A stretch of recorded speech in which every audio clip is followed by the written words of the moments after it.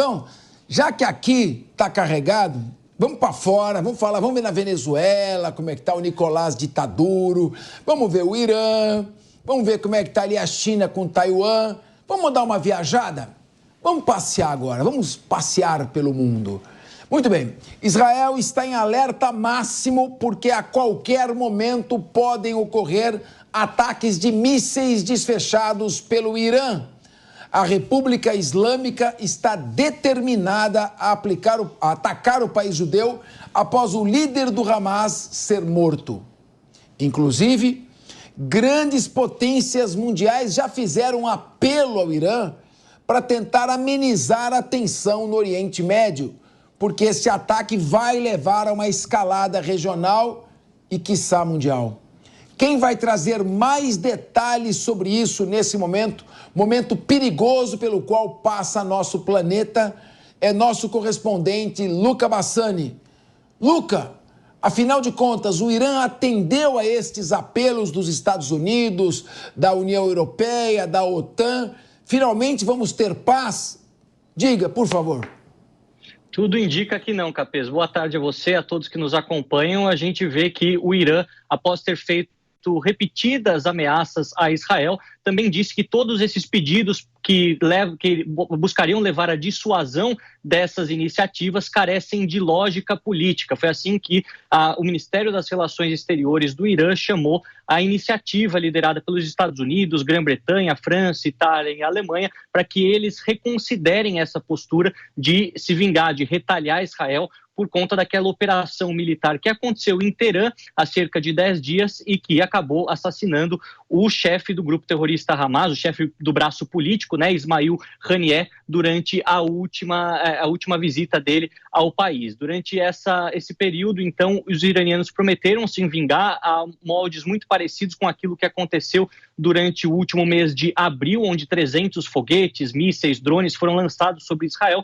E naquela ocasião, uma coalizão de países envolvendo os Estados Unidos, Grã-Bretanha, até mesmo a Jordânia e a Arábia Saudita conseguiram evitar um desastre maior e os iranianos se deram por satisfeitos. Dessa vez, o Ayatollah Supremo Ali Khamenei disse que vai se vingar, não especificou, obviamente, a hora, o modo como vai acontecer essa vingança, mas sabemos que isso seria um desastre não só do aspecto humanitário, por conta de vítimas que possam surgir, também do ponto de vista da escalada dessa guerra no quesito regional, mas também econômico. O Irã está lá muito próximo do Estreito de Hormuz, é um dos países que tem contato direto a essa região que escoa o óleo da produção dos países do Golfo, Kuwait, Bahrein, Catar, Emirados Árabes para o resto do mundo, e também com a sua proxy, com aqueles que atuam por procuração, os Houthis, tem o controle sobre o Estreito de Bab el-Mandeb. Então, os iranianos, apesar de serem isolados do aspecto da geopolítica mundial, por serem um governo extremamente cruel com a sua própria população, eles têm uma posição estratégica, geoestratégica muito importante, e aí os mercados já começam a reagir, a ficar com muito medo daquilo que pode representar uma escalada definitiva dessa guerra entre Irã e Israel, lembrando que ambos já se encontram em certos embates, mas através dos grupos que representam os interesses iranianos. Aí temos os exemplos mais claros sendo o Hamas, dentro da faixa de Gaza, que é um emissário do Irã, apesar de ser sunita, e também no Líbano, o Hezbollah, um grupo xiita que atua desde os anos 80, 90 no Líbano, destruiu grande parte daquele país e também representa os interesses iranianos. Então, a gente vê que eles não estão dando o braço a torcer, mas muito disso também é retórica. Em outros episódios da história, o Irã também foi muito vocal em relação às suas próprias ameaças e acabou não as concretizando, então pode ser que seja apenas uma repetição disso, esperamos para ver, mas eu pessoalmente acredito que neste momento o Irã não tem como arcar com as consequências de uma guerra deste tamanho,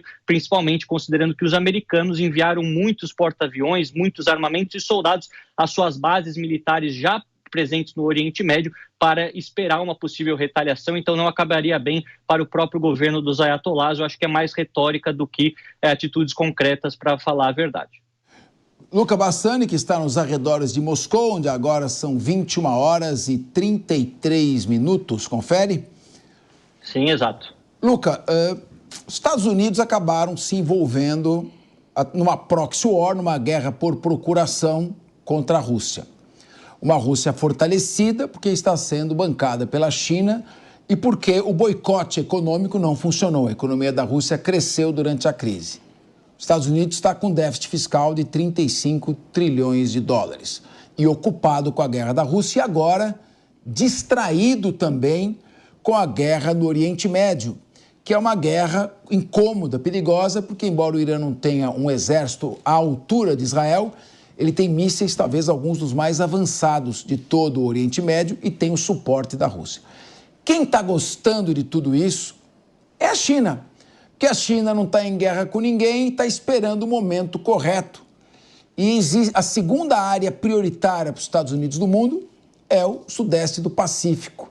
Então eu queria perguntar para você, nesse momento, Taiwan, diga ele de Formosa, essa ilha que tem 23 milhões de habitantes, é uma democracia e está cercada por militares chineses. O governo parece que ampliou o serviço militar obrigatório e está se preparando para sofrer uma invasão, uma possível invasão da China. Será que a China vai antecipar e fazer uma invasão que é uma invasão muito perigosa e arriscada? Essa invasão pode gerar a mobilização de outros países, como Japão, Filipinas, Austrália, e gerar ali um conflito mundial. Teremos, então, nesse momento, se a China atacar Taiwan, uma guerra mundial?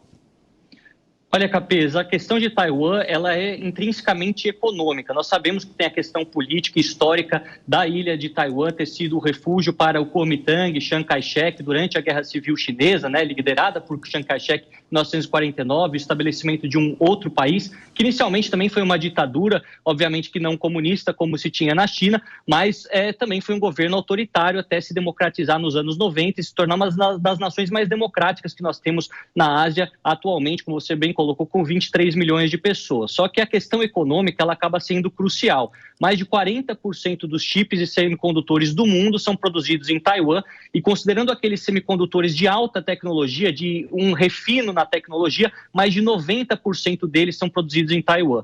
E isso faz com que tanto a indústria americana quanto a indústria chinesa sejam extremamente dependentes daquela tecnologia que Taiwan tem um certo monopólio, afinal eles são ambos compradores de Taiwan em vários acordos econômicos, muitas vezes que colocam os interesses dos americanos contra os interesses chineses e acaba dando até que certo para Taiwan se manter, afinal eles têm uma tecnologia extremamente precisa, muito desenvolvido aquilo que eles fizeram neste setor da nanotecnologia. Eu acredito que a China sim tem as pretensões de anexar Taiwan ou ter maior influência política no país, algo que não tem hoje, principalmente com o governo do Partido Verde, se assim podemos dizer, na política taiwanesa, mas os chineses jogam xadrez na geopolítica. Eles fazem tudo de maneira muito bem calculada para fazer com que os danos econômicos e humanos sejam os menores possíveis. Eu acredito que este reforço militar pelo qual passa Taiwan nesse momento, com muitas pessoas participando do serviço militar obrigatório por mais tempo, inclusive outros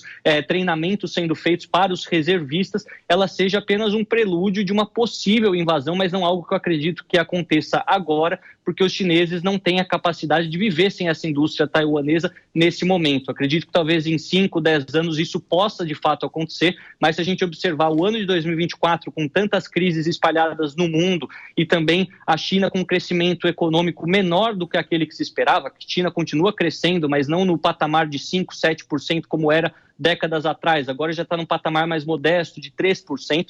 O líder do país, o presidente Xi Jinping, está pensando muito bem antes de tomar qualquer decisão, porque ele sabe que envolveria um confronto direto com os americanos, possivelmente, ou até mesmo uma série de sanções que, no caso da China, poderia também acabar com o seu projeto de desenvolvimento, com o seu projeto de ser a maior economia do mundo do aspecto nominal daqui a alguns anos. Eu acho que isso vai esperar um pouco mais, mas é algo que sempre merece a nossa atenção, porque nós somos também dependentes de tudo aquilo que é produzido na China e Taiwan como um dos principais mercados consumidores. A China é o maior parceiro comercial do Brasil e isso poderia ter um efeito devastador também para a gente, por isso é importante atualizar sempre a nossa audiência sobre tudo isso que acontece fora das nossas fronteiras.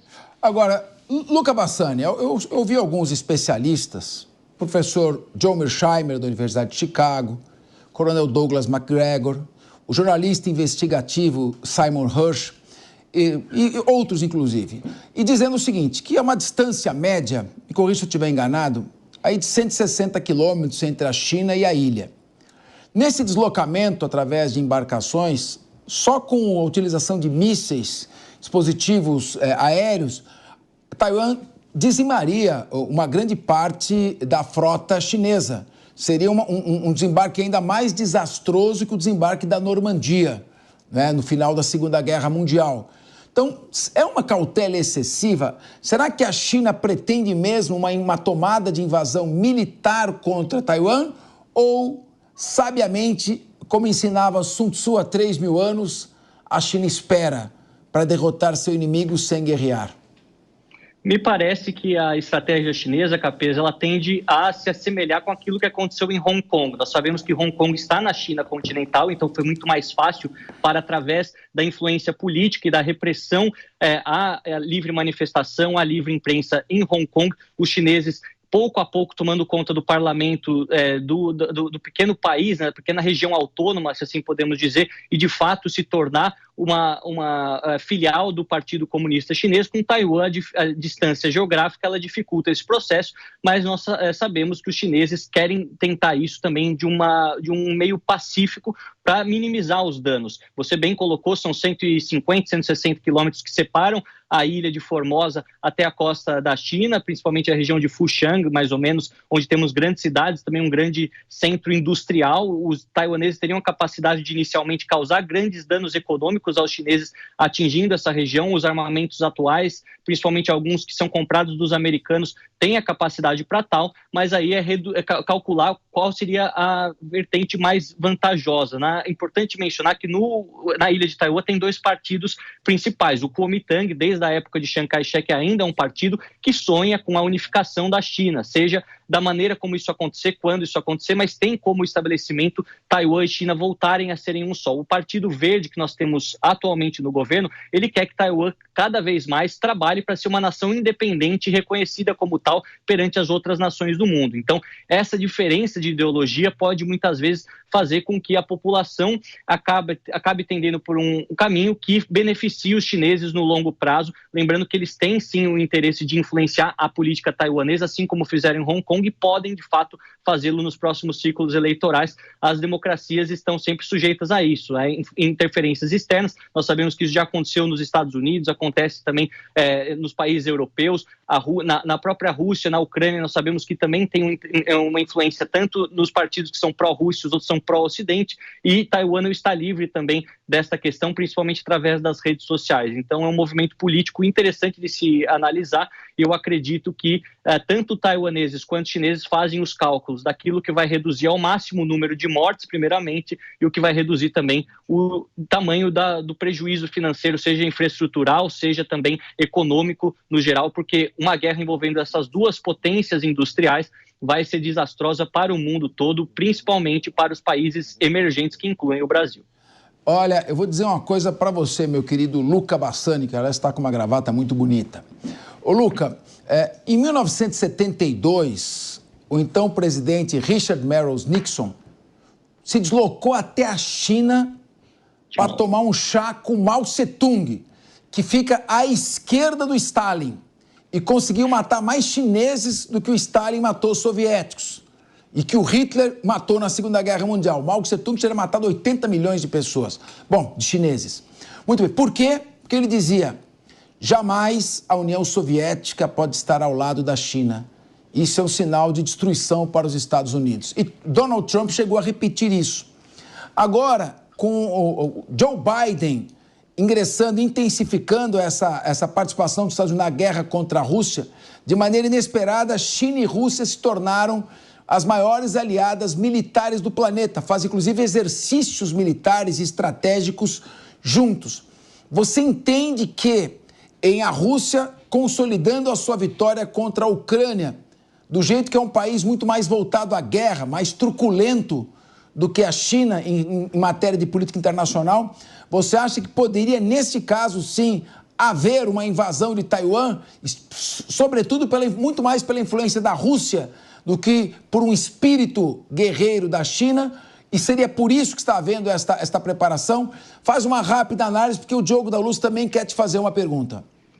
Olha, Capês, é importante a gente ver que a história da China e da Rússia, apesar das suas semelhanças, elas têm as suas diferenças. A última grande expansão territorial da China se deu ainda na época imperial, da dinastia Qing, Ming, isso mais ou menos século XVII, século XVIII. Enquanto que a Rússia, ela segue em expansão territorial até o século atual. Não podemos esquecer que em 2008 invadiram a Geórgia, anexaram a Abcásia e a Ossétia do Sul, e mais recentemente a guerra na Ucrânia, que também fez com que anexassem territórios que, segundo a comunidade internacional e as Nações Unidas, não pertencem à Rússia como um país soberano. Eu acredito que possa, sim, haver uma influência de impunidade, ou seja, se os russos forem bem-sucedidos com a sua invasão e conseguirem os territórios e mesmo assim manter a sua economia em pé e o seu país funcionando, isso pode dar legitimidade para a China. Olha, se os russos, que são mais fracos economicamente do que nós, conseguiram invadir uma região que queriam e não acabaram ficando prejudicados, nós provavelmente teríamos a mesma consequência. Então vamos invadir Taiwan. Por outro lado, eu acho que os chineses têm sonhos maiores do que os russos, que, no caso do país em questão, é uma potência em declínio. É um país que cada vez mais tem menos população, tem menos importância econômica e tem uma importância majoritariamente militar. Aquilo que faz com que a Rússia ainda seja respeitada no mundo não é só a sua produção de petróleo e gás, que no futuro tende a ser menos importante, mas também a sua posse de armas nucleares, algo que a China também tem, mas provavelmente na questão econômica será muito maior que a Rússia, então não vai poder necessariamente se espelhar simplesmente nos exemplos russos e tomará outras decisões, porque na minha opinião, acho que a China não quer apenas liderar o mundo através do medo, através de nós somos uma potência militar e nuclear, faça aquilo que queremos ou podemos atacá-los. Acho que eles querem liderar também no aspecto cultural, ser mais ou menos...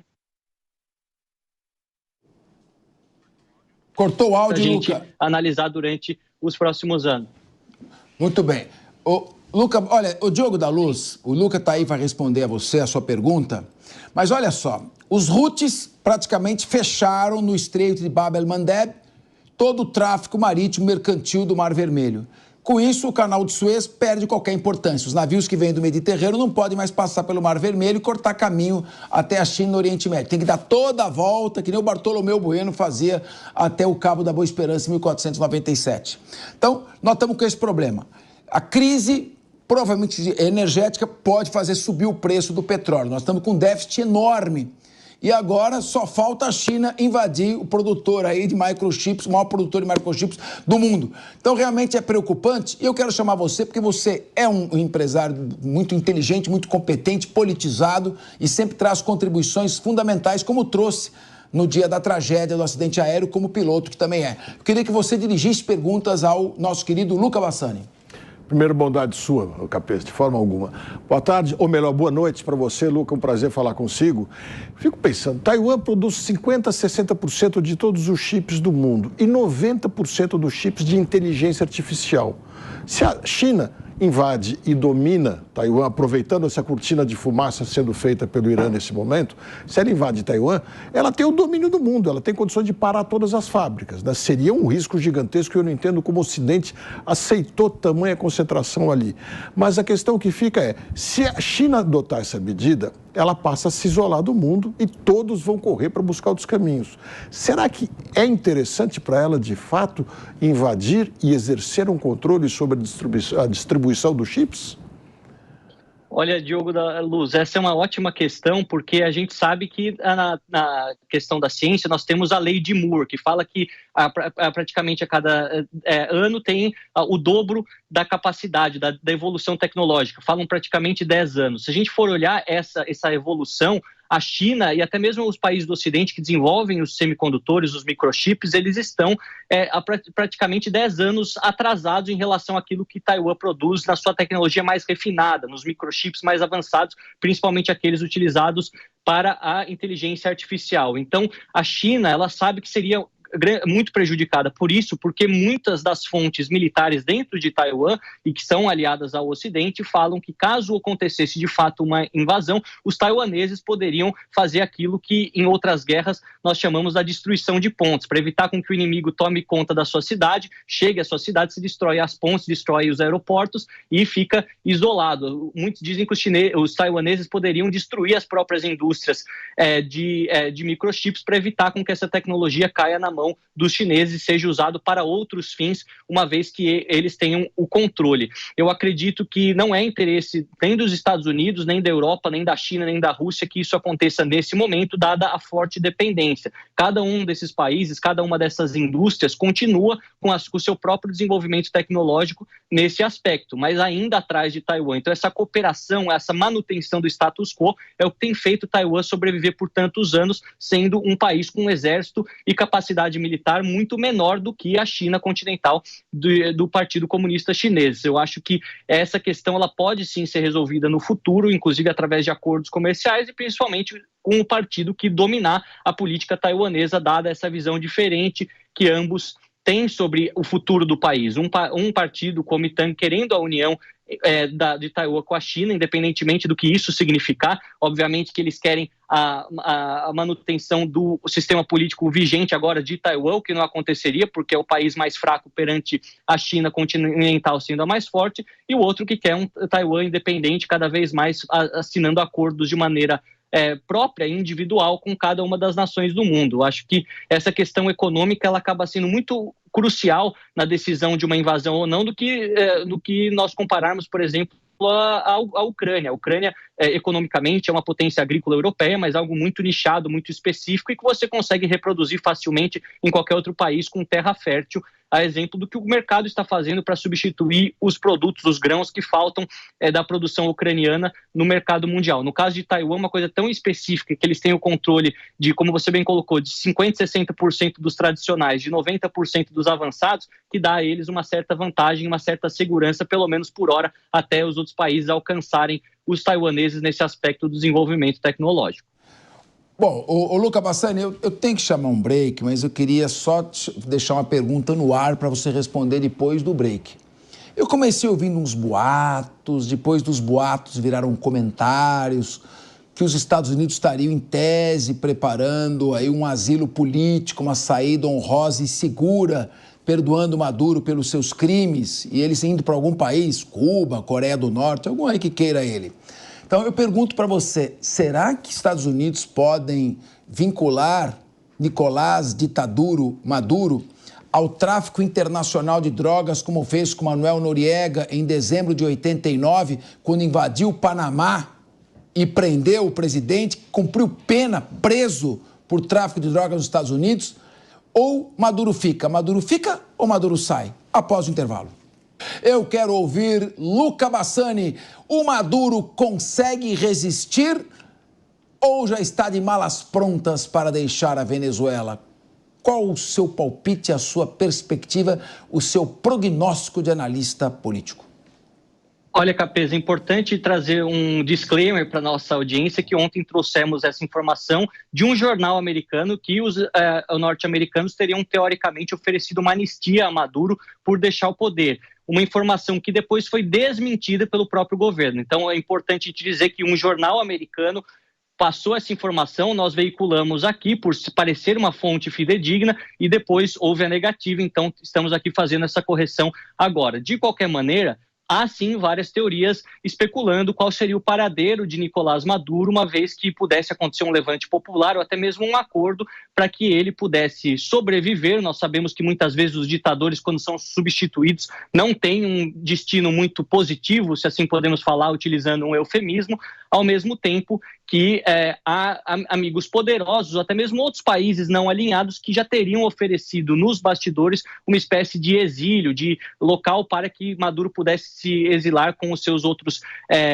com os outros membros da sua aliança e poder deixar a Venezuela seguir na mão da oposição, dado que o seu governo se torna inviável por mais 6 anos, muitos acreditam. A gente sabe que os Estados Unidos têm sim um mandado de prisão para Nicolás Maduro pelo tráfico de drogas. Você trouxe essa questão antes do intervalo, uma recompensa de 15 milhões de dólares que alega que ele estaria envolvido diretamente no envio de cocaína e outros entorpecentes através da Venezuela para o território americano, lembrando que a Venezuela faz fronteira com a Colômbia, e não só na Colômbia, mas também Peru, Bolívia, temos a produção de grande parte da cocaína do mundo, e utilizariam a parte caribenha da Venezuela para, através de barcos, em outras embarcações, fazer com que chegassem até a América Central, até mesmo a costa americana, em diversos pontos, e ser um problema muito grande para o governo de Washington. Eu acredito que durante os próximos meses a posição dos Estados Unidos tende a ficar dessa maneira bastante letárgica, como a gente tem visto até agora, por conta da eleição.